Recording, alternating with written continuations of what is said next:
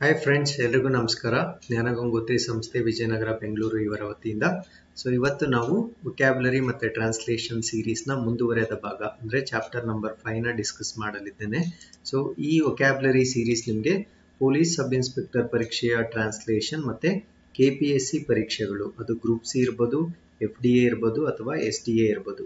ಯಾಕಂದರೆ FDA SDA ಅಲ್ಲಿ ಇವಾಗ ಇಂಗ್ಲೀಷ್ ಕಂಪಲ್ಸರಿ ಇರುತ್ತೆ. ಅದರಲ್ಲಿ ನಿಮಗೆ ವೊಕ್ಯಾಬ್ಯುಲರಿ ಪಾರ್ಟ್ ಇರುತ್ತೆ, ಅಂದರೆ ಸಿನೋನಿಮ್ಸ್ ಮತ್ತು ಆಂಟೋನಿಮ್ಸ್ ಕಂಡುಹಿಡಿಯೋದು, ಪದಗಳ ಅರ್ಥ ಬರೆಯೋದು.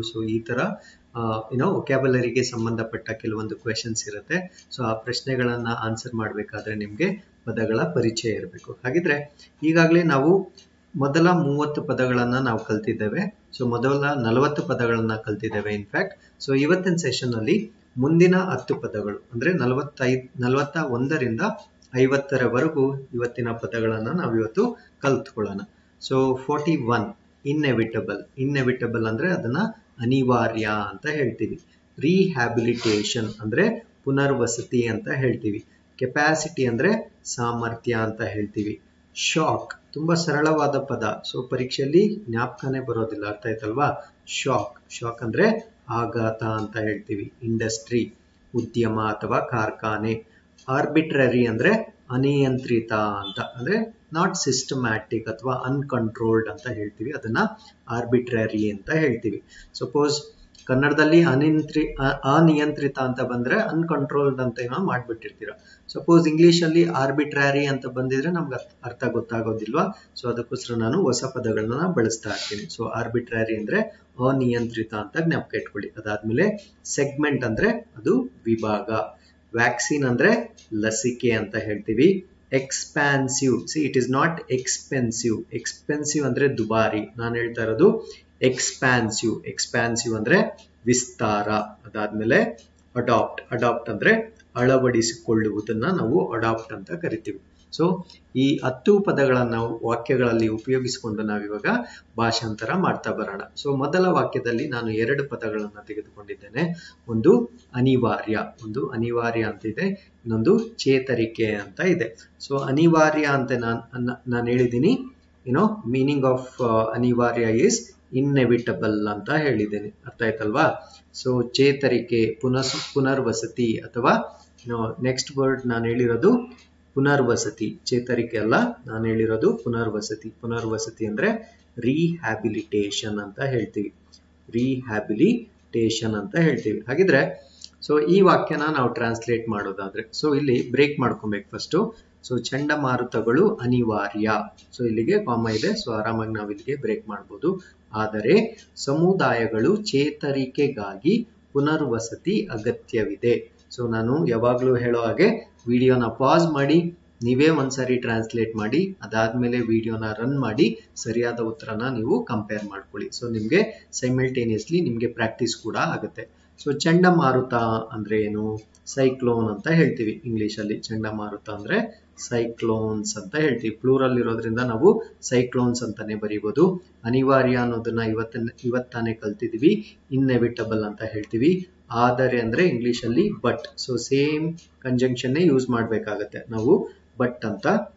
ಅದಾದ್ಮೇಲೆ ಸಮುದಾಯ ಅಂದ್ರೆ ಕಮ್ಯುನಿಟೀಸ್ ಅಂತ ಹೇಳ್ತೀವಿ. ಓಕೆ, ಗ್ರೂಪ್ಸ್ ಅಂತ ಹೇಳ್ಬೇಡಿ, ಕಮ್ಯುನಿಟೀಸ್ ಅಂತ ಹೇಳ್ಬೇಕು. ಓಕೆ, ಗ್ರೂಪ್ಸ್ ಅಂದ್ರೆ ಗುಂಪುಗಳು ಅಂತ ಆಗುತ್ತೆ. ಇಲ್ಲಿ ಕೊಟ್ಟಿರೋದು ಸಮುದಾಯ, ಕಮ್ಯುನಿಟೀಸ್ ಅಂತ ಹೇಳ್ಬೇಕು. ಅದಾದ್ಮೇಲೆ ಚೇತರಿಕೆ ಅಂದ್ರೆ ರಿಕವರಿ ಅಂತ ಹೇಳ್ಬೇಕು. ಪುನರ್ವಸತಿ ಇವತ್ತಿನ ವೊಕ್ಯಾಬ್ಯುಲರಿಯಲ್ಲಿ ಕಲ್ತಿದ್ದೇವೆ.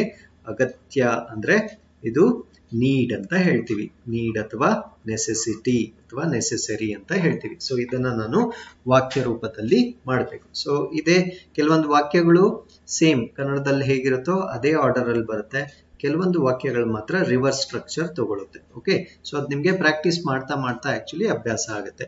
ಚಂಡಮಾರುತಗಳು ಅನಿವಾರ್ಯ ಅಂದ್ರೆ ಸೈಕ್ಲೋನ್ಸ್, ಪ್ರೆಸೆಂಟ್ ಟೆನ್ಸ್ ಅಲ್ಲೇ ಇದೆ.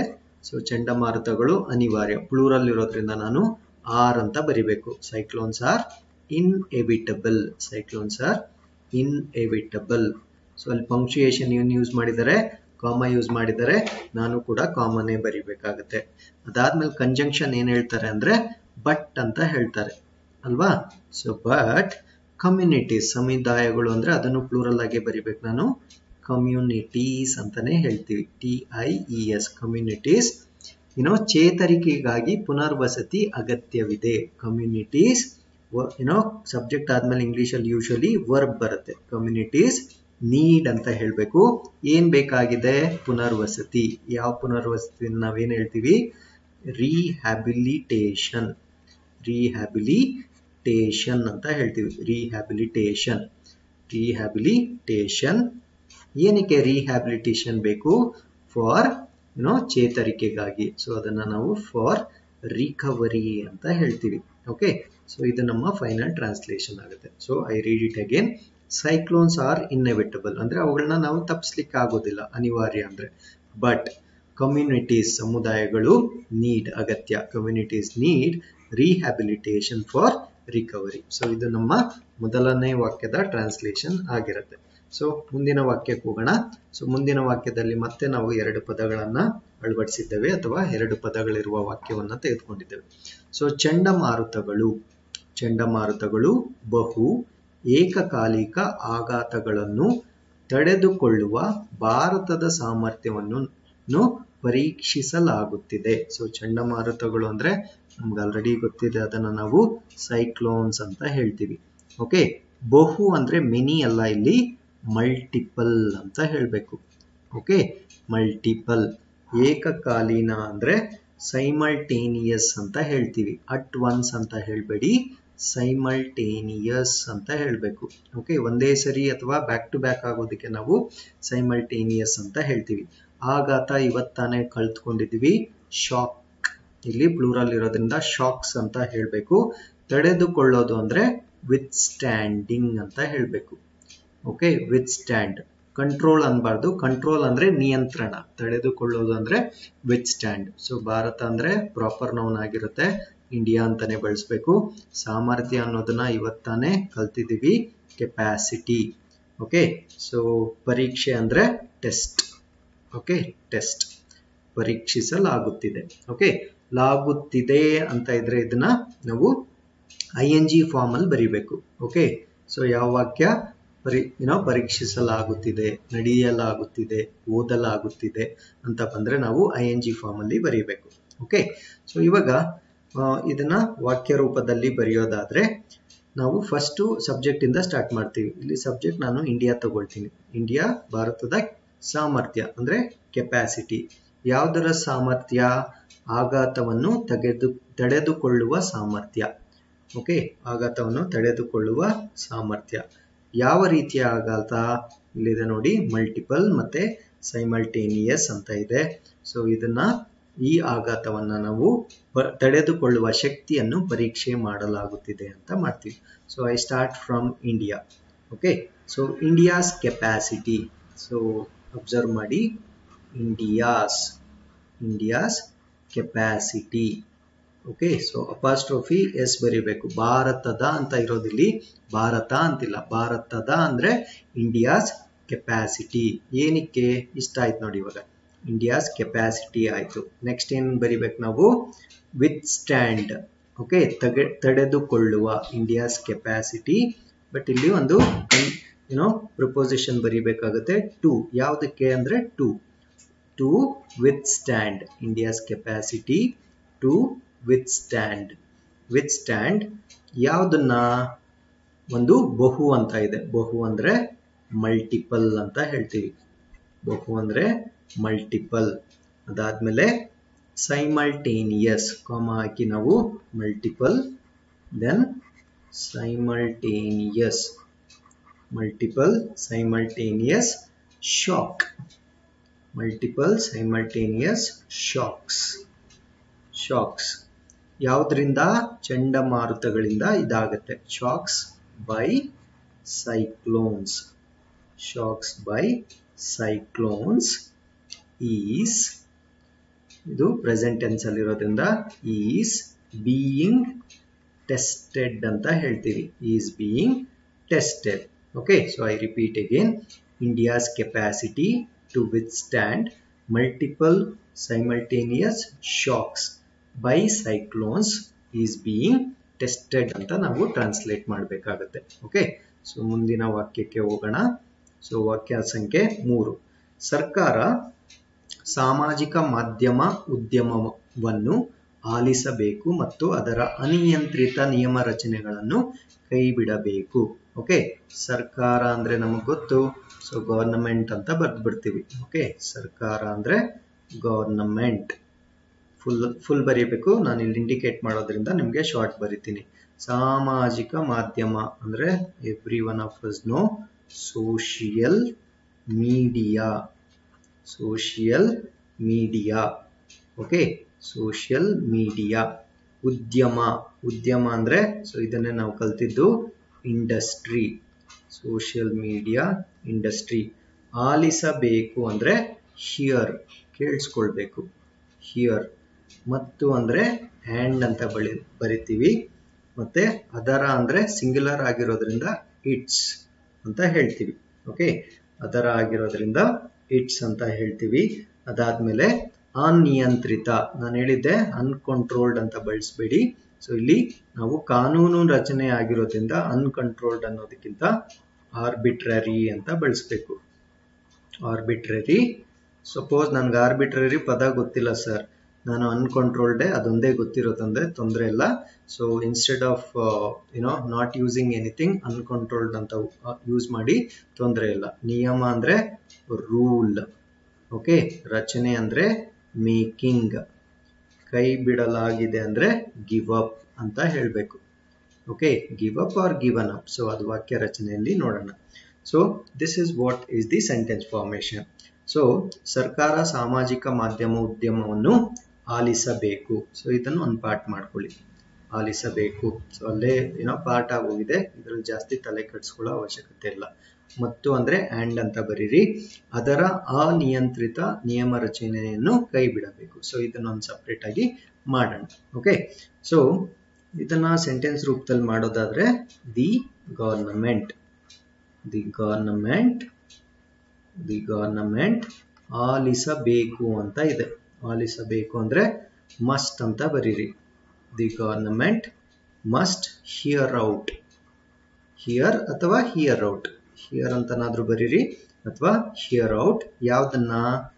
The social. ಅಲ್ಲಿ ನೋಡಿ ಮಾಧ್ಯಮಗಳು ಅಂತಿಲ್ಲ, ಮಾಧ್ಯಮ ಅಂತಿದೆ. ಸೊ ಸೋಷಿಯಲ್ ಮೀಡಿಯಂ ಅಂತ ಆಗುತ್ತೆ. ಮಾಧ್ಯಮಗಳು ಅಂತ ಇದ್ರೆ ಮೀಡಿಯಾ ಅಂತ ಆಗುತ್ತೆ. So this is plural, this is singular. So ಇಲ್ಲಿ ಮಾಧ್ಯಮಗಳು ಅಂತ ಇಲ್ಲ, ಮಾಧ್ಯಮ ಅಂತಿದೆ. ಸೊ ಅದಕ್ಕೆ ನಾನು ಸೋಷಿಯಲ್ ಮೀಡಿಯಂ ಅಂತ ಬರೆದಿದ್ದೀನಿ. ಉದ್ಯಮ ಅಂತ ಇದೆ, social medium industry. Social medium industry. So ಅದಾದ್ಮೇಲೆ ಅಲ್ಲಿ ಕಂಜಂಕ್ಷನ್ ಬರುತ್ತೆ ಆ್ಯಂಡ್ ಅಂತ, ನಾನು ಅದನ್ನ ಆಸ್ ಇಟ್ ಈಸ್ ಬರಿತೀನಿ. Social medium industry and. So second ಸೆಂಟೆನ್ಸ್ನ ನಾವು ಫಾರ್ಮೇಟ್ ಮಾಡ್ಕೋಬೇಕು. ಅಂದ್ರೆ social medium industry and give up its arbitrary rule making. Okay, and give up. ಕೈ ಬಿಡಬೇಕು ಅಂದ್ರೆ give up its arbitrary. Give up its arbitrary rule making. Arbitrary rule making ಅಂತ ಹೇಳ್ತೀವಿ. ಅರ್ಥ ಆಯ್ತಲ್ವಾ? ಸೊ ನಾನು ಮುಂಚೆನೆ ಹೇಳಿದೆ, ಈ ಪದ ಗೊತ್ತಿಲ್ಲ ಅಂದ್ರೆ ನಮಗೆ ಅನ್ಕಂಟ್ರೋಲ್ಡ್ ಅಂತ ಬಳಸಿ ತೊಂದರೆ ಇಲ್ಲ. Suppose English to Kannada translation ಕೊಟ್ಟಿದ್ದಾಗ ನಿಮಗೆ ಆರ್ಬಿಟ್ರರಿ ಅಂದ್ರೆ ನಿಮಗೆ ಅನಿಯಂತ್ರಿತ ಅಂತ ಗೊತ್ತಿರಬೇಕು. ಓಕೆ, ಅನಿಯಂತ್ರಿತ ಅಂತ ಗೊತ್ತಿರಬೇಕು. ಸೊ ಆ ಉದ್ದೇಶದಿಂದ ನಾನು ಈ ಹೊಸ ಪದಗಳನ್ನ ಪರಿಚಯ ಮಾಡ್ತಾ ಇದ್ದೀನಿ. ಸೊ ಇದನ್ನ ಸಂಪೂರ್ಣವಾಗಿ ಓದೋದಾದ್ರೆ, the government must hear out the social medium industry and give up its arbitrary rule making ಅಂತ ಆಗುತ್ತೆ. ಸೊ ಮುಂದಿನ ವಾಕ್ಯಕ್ಕೆ ಹೋಗೋಣ. ವಾಕ್ಯ ಸಂಖ್ಯೆ 4. ಲಸಿಕೆಗಾಗಿ ಆರಂಭಿಕ ಆದ್ಯತೆಯ ಗುಂಪುಗಳಲ್ಲಿ ಈ ವಯಸ್ಸಿನ ವಿಭಾಗವು ಸೇರಿತ್ತು. ಲಸಿಕೆ ಅಂದ್ರೆ ವ್ಯಾಕ್ಸಿನ್ ಅಂತ ನಮಗೆ ಚೆನ್ನಾಗಿ ಗೊತ್ತು. ಆರಂಭಿಕ ಆದ್ಯತೆ ಅಂದ್ರೆ ಅರ್ಲಿ ಪ್ರಿಯಾರಿಟಿ. ಅರ್ಲಿ ಆದ್ಯತೆ ಅನ್ನೋದನ್ನ ನಾವು ಆಲ್ರೆಡಿ ಹಿಂದಿನ ವೊಕ್ಯಾಬ್ಯುಲರಿಯಲ್ಲಿ ಕಲ್ತಿದ್ದೀವಿ. ಆದ್ಯತೆಗೆ ನಾವು ಪ್ರಿಯಾರಿಟಿ ಅಂತ ಕರಿತೀವಿ. ಗುಂಪುಗಳು ಅಂತಿರೋದ್ರಿಂದ ಇಲ್ಲಿ ಗ್ರೂಪ್ಸ್ ಅಂತ ಹೇಳ್ತೀವಿ. ಸಮುದಾಯ ಅಂತಿದ್ರೆ ನಾವು ಕಮ್ಯುನಿಟಿ ಅಂತ ಹೇಳಬೇಕು. ಈ ವಯಸ್ಸಿನ ಅಂದ್ರೆ ದಿಸ್ ಏಜ್ ಗ್ರೂಪ್ ಅಂತ ಹೇಳ್ತೀವಿ. ದಿಸ್ ಏಜ್ ಗ್ರೂಪ್ ಅಥವಾ ಏಜ್ ಏಜ್ ಇಲ್ಲ ಇದೆ ನೋಡಿ. ವಿಭಾಗ ಅಂದ್ರೆ ಸೆಗ್ಮೆಂಟ್. ಓಕೆ. ಸೊ ಸೇರಿತ್ತು ಅಂದ್ರೆ ಅಮಾಂಗ್, ಅದರೊಳಗಡೆ ಸೇರಿತ್ತು, ಇನ್ಕ್ಲೂಡೆಡ್ ಅಂತ ಹೇಳ್ತೀವಿ. ಅರ್ಥ ಆಯ್ತಲ್ವಾ? ಸೊ ಇದನ್ನ ನಾನು ವಾಕ್ಯ ರೂಪದಲ್ಲಿ ಮಾಡಬೇಕಾದ್ರೆ ಇದು ಸ್ವಲ್ಪ ರಿವರ್ಸ್ ಸ್ಟ್ರಕ್ಚರ್ ತಗೊಳುತ್ತೆ. ಅಂದ್ರೆ ಈ ಸೆಂಟೆನ್ಸ್ ನ ನಾವು ಈ ಕಡೆಯಿಂದ ಮಾಡ್ತೀನಿ. ಈ ವಯಸ್ಸಿನ ವಿಭಾಗವು ಸೇರಿತ್ತು ಯಾವುದಕ್ಕೆ? ಲಸಿಕೆಗಾಗಿ ಆರಂಭಿಕ ಆದ್ಯತೆಯ ಗುಂಪುಗಳಲ್ಲಿ. ಸೊ ಹೆಂಗ್ ಬೇಕಾದ್ರೂ ಮಾಡ್ಬೋದು, but it sounds better if you do it in reverse order. So I would do it this way. This age segment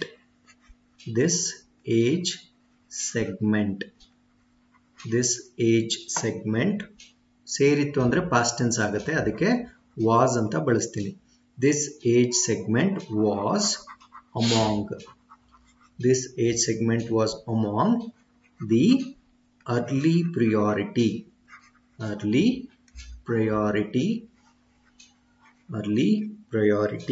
groups. ಗುಂಪುಗಳು ಪ್ಲೂರಲ್ ಇರೋದ್ರಿಂದ early priority groups for vaccination. Okay. So ಅಥವಾ ನಾನು reverse ಮಾಡ್ತೀನಿ ಅಂತ ತಿಳ್ಕೊಳ್ಳೋಣ. ಅವಾಗ ಇದು first ಬರುತ್ತೆ. ಅಂದ್ರೆ the early priority groups for vaccination was the age segment. The early age segment ಅಥವಾ ದಿಸ್ ಏಜ್ ಸೆಗ್ಮೆಂಟ್ ಅಂತ ಆಗುತ್ತೆ. So I repeat again. Reverse ಮಾಡೋದಾದ್ರೆ I repeat again. The early priority groups for vaccination was this age segment ಅಂತ ಬರುತ್ತೆ. So but ನಾನು reverse structure ಮಾಡಿದ್ದೀನಿ. This age segment was among the early priority groups for vaccination ಅಂತ ಮಾಡಿರ್ತೀನಿ. Okay. So ನೀವು ಇನ್ನೊಂದು ರೀತಿಯಲ್ಲಿ ಕೂಡ ಟ್ರೈ ಮಾಡಬಹುದು. ಸೊ ವಾಕ್ಯ ಸಂಖ್ಯೆ 5. ಲಸಿಕೆ ಸರಬರಾಜು ಉತ್ತಮಗೊಂಡ ನಂತರ. ಓಕೆ. ಲಸಿಕೆ ಸರಬರಾಜು ಉತ್ತಮಗೊಂಡ ನಂತರ. ಲಸಿಕೆ ಅಂದ್ರೆ ವಿ ಆಲ್ರೆಡಿ ನೋ. ಸೊ ಅದನ್ನ ನಾವು ವ್ಯಾಕ್ಸಿನ್ ಅಂತ ಕರಿತೀವಿ. ಸರಬರಾಜು ಅಂದ್ರೆ ಸಪ್ಲೈ ಅಂತ ಕರಿಬೇಕು. ಉತ್ತಮಗೊಂಡ ನಂತರ ಪಿಕಪ್. ಉತ್ತಮ ಅಂದ್ರೆ ಆಫ್ಟರ್ ಪಿಕ್, ನಂತರ ಅಂದ್ರೆ ಆಫ್ಟರ್ ಪಿಕಪ್ ಅಂತ ಒಟ್ಟಿಗೆ ಹೇಳ್ತೀವಿ. After pickup. ಓಕೆ. ಸೊ ಈಗ ಖಾಸಗಿ ವಲಯದಲ್ಲಿದ್ದಂತೆ. ಈಗ ಅಂದ್ರೆ ನೌ ಅಥವಾ ಕರೆಂಟ್. ಖಾಸಗಿ ಅಂದ್ರೆ ಪ್ರೈವೇಟ್. ವಲಯ ಅಂದ್ರೆ ಸೆಕ್ಟರ್. ಹೆಚ್ಚು ಅಂದ್ರೆ ಮೋರ್. ಓಕೆ. ವಿಸ್ತಾರವಾದ. ಇವತ್ತಿದನ್ನೇ ಕಲ್ತಿದ್ ನಾವು. ವಿಸ್ತಾರವಾದ ಅಂದ್ರೆ ಏನ್ ಹೇಳ್ದೆ ಅಂದ್ರೆ ಎಕ್ಸ್ಪ್ಯಾನ್ಸಿವ್. ಓಕೆ. ಎಕ್ಸ್ಪ್ಯಾಂಡ್ ಕೇಳಿದಿರಲ್ವಾ? ಸೊ ಅದೇ ರೀತಿ ಎಕ್ಸ್ಪ್ಯಾನ್ಸಿವ್. ಮೊದಲ ಆದ್ಯತೆ ಆಧಾರ. ಸೊ ಇದನ್ನ ಇಂಗ್ಲಿಷ್ ಅಲ್ಲಿ ನಾವು ಫಸ್ಟ್ ಕಮ್ ಫಸ್ಟ್ ಸರ್ವ್ಡ್ ಅಂತ ಹೇಳ್ತೀವಿ. ಫಸ್ಟ್ ಕಮ್ ಫಸ್ಟ್ ಸರ್ವ್ಡ್ ಅಂದ್ರೆ ಯಾರು ಮುಂಚೆ ಬರ್ತಾರೋ ಅವ್ರಿಗೆ ಕೊಡೋದು. ಬಟ್ ಇವಾಗ ನಾವು ಸ್ಲಾಟ್ಸ್ ಎಲ್ಲ ಬುಕ್ ಮಾಡ್ಕೋಬೇಕು, ಅದೆಲ್ಲ ಇದೆ. ಬಟ್ ಇಲ್ಲಿ ಹೇಳ್ತಾ ಇರೋದೇನು, ಲಸಿಕೆ ಸರಬರಾಜು ಉತ್ತಮ ಆದ ನಂತರ ಆ ಸ್ಲಾಟ್ಸ್ ಏನಿರೋದಿಲ್ಲ, ಯಾರು ಫಸ್ಟ್ ಬರ್ತಾರೋ ಅವ್ರಿಗೆ ಕೊಟ್ಟು ಕಳಿಸ್ತಾ ಇರೋದು ಅನ್ನೋ ಅರ್ಥದಲ್ಲಿ ಈ ವಾಕ್ಯ ಮಾಡಲಾಗಿದೆ. ಆಧಾರವನ್ನು, ಆದ್ಯತೆ ಬೇಸಿಸ್. ಆಧಾರ ಅಂದ್ರೆ ಬೇಸಿಸ್. ಅಳವಡಿಸಿ ಅಂದ್ರೆ ಅಡಾಪ್ಟ್ ಅಂತ ಹೇಳ್ತೀವಿ. ಓಕೆ. ಸೊ ಈ ರೀತಿ ನಾವು ಈ ವಾಕ್ಯವನ್ನ ಮಾಡ್ಬೋದು. ಸೊ ಇದನ್ನ ನಾನು ಬ್ರೇಕ್ ಮಾಡೋದಾದ್ರೆ ಲಸಿಕೆ ಸರಬರಾಜು ಉತ್ತಮಗೊಂಡ ನಂತರ. ಸೊ ಇಲ್ಲಿ ಕಾಮ ಇದೆ, ಆರಾಮಾಗಿ ನಾನು ಇಲ್ಲಿಗೆ ಬ್ರೇಕ್ ಮಾಡ್ಕೊಳ್ಬಹುದು. ಈಗ ಖಾಸಗಿ ವಲಯದಲ್ಲಿದ್ದಂತೆ. ಸೊ ಇಲ್ಲಿಗೊಂದು ಬ್ರೇಕ್ ಮಾಡ್ಕೊಳ್ಬಹುದು. ಇನ್ನೊಂದು ಹೆಚ್ಚು ವಿಸ್ತಾರವಾದ ಮೊದಲ ಆದ್ಯತೆಯ ಆಧಾರವನ್ನು ಅಳವಡಿಸಿಕೊಳ್ಳಬಹುದು. ಸೊ ಈ ತರ 3 ಬ್ರೇಕ್ ಮಾಡ್ಕೊಳ್ಳಿ. ಸಪೋಸ್ ನಿಮ್ಗೆ ಇಷ್ಟು ದೊಡ್ಡ ವಾಕ್ಯನ ಟ್ರಾನ್ಸ್ಲೇಟ್ ಮಾಡೋದಕ್ಕೆ ಕಷ್ಟ ಆದ್ರೆ, ಸೊ ಅದಾದ್ಮೇಲೆ ನೀವು ಜಾಯಿನ್ ಮಾಡ್ಕೊಳ್ಬಹುದು. ಸೊ ಫಸ್ಟ್ ವಾಕ್ಯನ ನಾನು ಮಾಡ್ತೀನಿ. ಸೊ ಅದೇನು ಅಂದ್ರೆ ಲಸಿಕೆ ಸರಬರಾಜು ಉತ್ತಮಗೊಂಡ ನಂತರ ಅಂದ್ರೆ after vaccine supply picks up. After vaccine supply picks up. After vaccine supply picks up. So ಅದನಂತರ ನಾವೇನ್ ಮಾಡ್ಕೊಳ್ಬೋದಂದ್ರೆ ಹೆಚ್ಚು ವಿಸ್ತಾರವಾದ ಮೊದಲ ಆದ್ಯತೆಯ ಆಧಾರವನ್ನು ಅಳವಡಿಸಿಕೊಳ್ಳಬಹುದು. ಸೊ ಅದನ್ನ ನಾವು ಹೀಗೆ ಮಾಡೋಣ. So after vaccination supply picks up, next I would be doing more expansive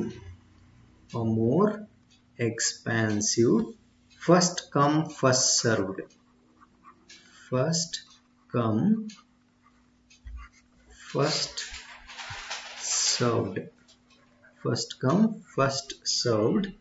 basis. The first come first served basis. So ಇಲ್ಲಿ ತನಕ ಮಾಡಿದ್ದೀನಿ. first come first served basis. ಇದು ಎಲ್ಲಿ ನೋಡಬಹುದು, ನಾವು ಖಾಸಗಿ ವಲಯಗಳಲ್ಲಿ ನೋಡಬಹುದು. ಸೊ ಅದನ್ನ ನಾನು ಬರಿತೀನಿ. as in the private sector,